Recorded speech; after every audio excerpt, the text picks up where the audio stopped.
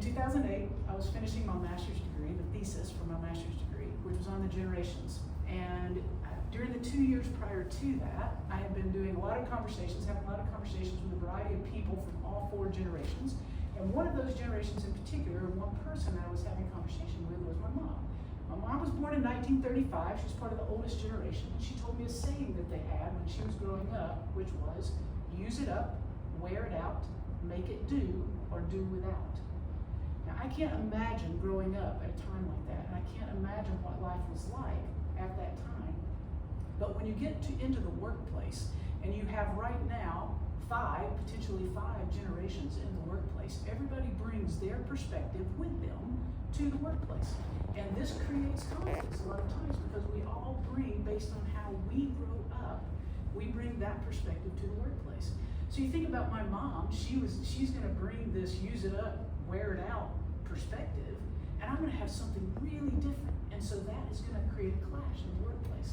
So today, we're gonna take a speed train through the generations, and I'm gonna show you the years as well as the greatest generation, the greatest invention for every generation, so that you can imagine what life was like for that generation if that was the greatest invention for them. Now, the greatest invention is whenever that particular item becomes widely available to the public.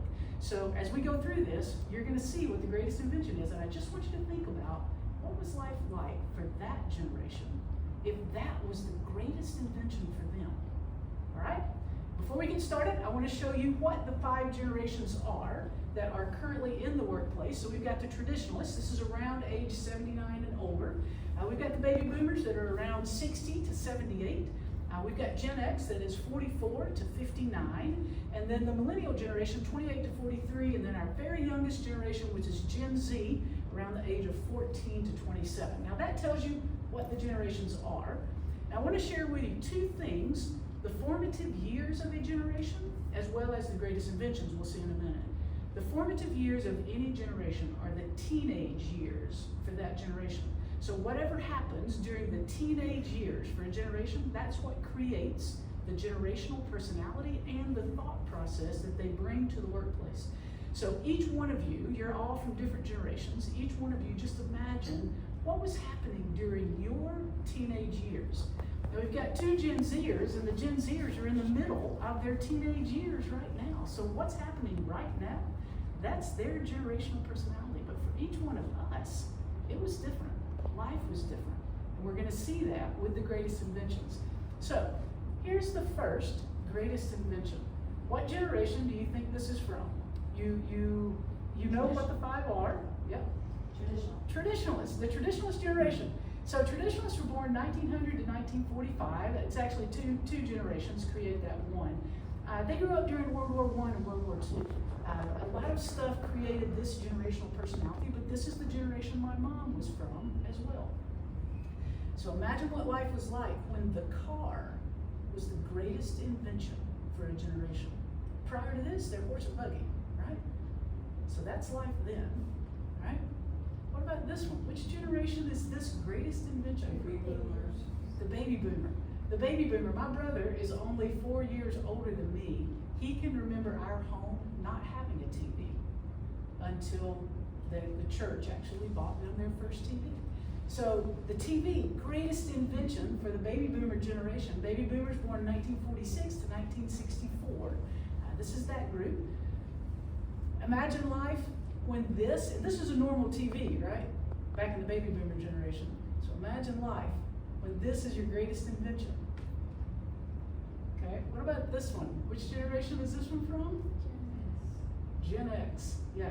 Gen X, born 1965 to 1980. This is the, in case Gen Z doesn't actually recognize it, this is a personal computer. This is what computers used to look like, right? So again, I want you to imagine, what was life like whenever this was the greatest invention? The personal computer came into the workplace when Gen X came into the workplace. So I actually started in the workplace with only pen and paper. It was all we had. We didn't have a computer. And then the first computer, it looked very much like that. Workplaces had computers, but not homes. No homes had computers right to begin with. All right, so greatest invention for Gen X. How about this one? I want you to listen. That's how we did it. Yeah. So what is this? Dial-up. Dial-up, yeah. Dial-up internet. This was the millennial generation. This was the greatest invention for the millennial generation. So millennials born 1981 to 1996, the internet. Greatest invention, right? So prior to this, we're not connected worldwide, right? We're just like our neighborhood, maybe in the nation with a phone or something like that, but dial-up internet changed the way we do so much, or internet did. Just millennials had the dial-up part. And you would sit there for, I don't know, 30 seconds, a minute, 10 minutes sometimes waiting for your internet to connect. All right, here's the last one. Which generation is this the greatest invention for? That's ours too. Gen Z, this is our current generation, born 1997 to 2010. So the smartphone is the greatest invention for Gen Z. Now I just want you to think about these greatest inventions and how much life has changed and how we each bring our perspective to the workplace. The car, all the way to the smartphone.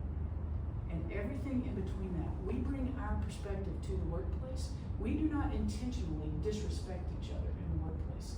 It's just we bring our thoughts and we expect everybody else to think like we do. But there is no way that we're going to. All right, so I want to move to communication. One of the biggest things between the generations in the workplace is poor communication, basically. Workplace communication is always an issue, but generational differences create part of this issue. So I want to show you some communication devices, and I want to, we're going to talk just a little bit about these. So first of all, how would you talk? Now, I don't want anybody to answer this actually except for a baby boomer. If I can get a baby boomer to come up and volunteer for me, would you come up to my table up here? All right. So here's the rotary dial phone, right? So how would you talk to someone? I put talk in quotes, like if you're going to talk to someone, how would you talk to them? You want me to? Yeah, and you can turn around and face your audience there so they can see you. Turn this way.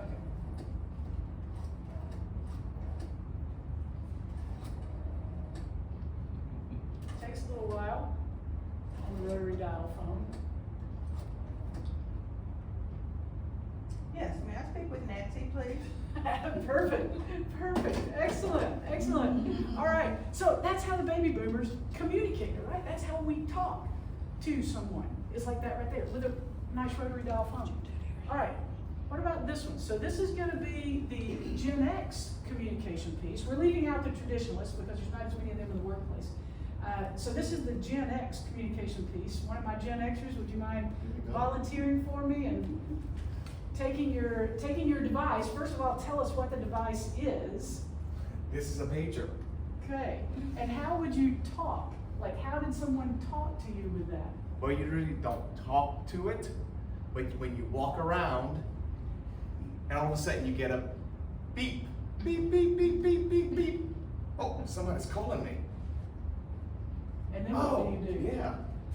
Pick up the phone, you see a number, and you dial that number.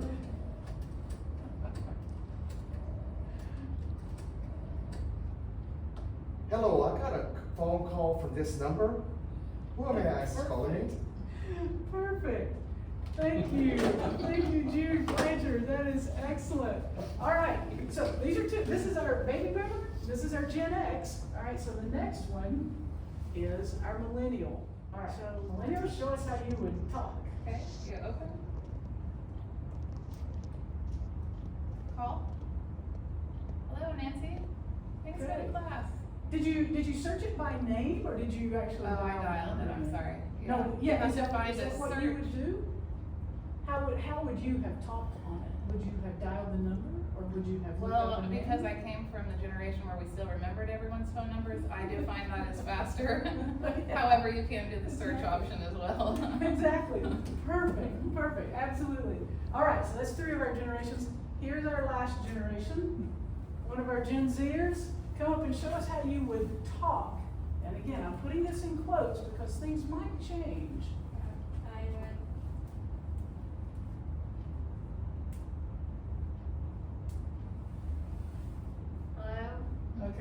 So you found all that by name, right? Yeah. What else would you do if you were going to talk to someone? I can text someone. Okay, you would text someone. All right? Yeah. Excellent, excellent, thank you very much. With all four of these devices, how communication itself has changed in the workplace. So real quick, I want to talk about communication in general and what exactly, how does it happen? So the goal of communication is for the message to mean the same thing to the receiver as it does to the sender, right? But here's what happens. The sender encodes the message and then they choose a channel. They encode the message with words, emojis, letters, anything that makes sense to them. They encode the message that way, and then they choose a channel to send it through. Maybe a pager channel, maybe a smartphone, maybe a text, maybe an email, maybe social media. They choose a channel, and then the receiver gets it. But if the receiver is from a different generation than the sender, then the message itself could get lost and never even seen. But once the receiver gets it, then they become the sender. And now they encode the message with things that make sense to them, choose a channel, and the receiver either gets it or doesn't get it. So this is one reason why communication alone in the workplace between the generations is such a struggle. So I want to leave you with two takeaways. One is how we interpret others and life is based on what life was like when we grew up. Remember that in the workplace. And then the second thing, when we communicate, we are encoding the message and the receiver is decoding it. So I want to leave you with a last thought that we can learn and improve how we work and communicate with each other if we choose to understand each other.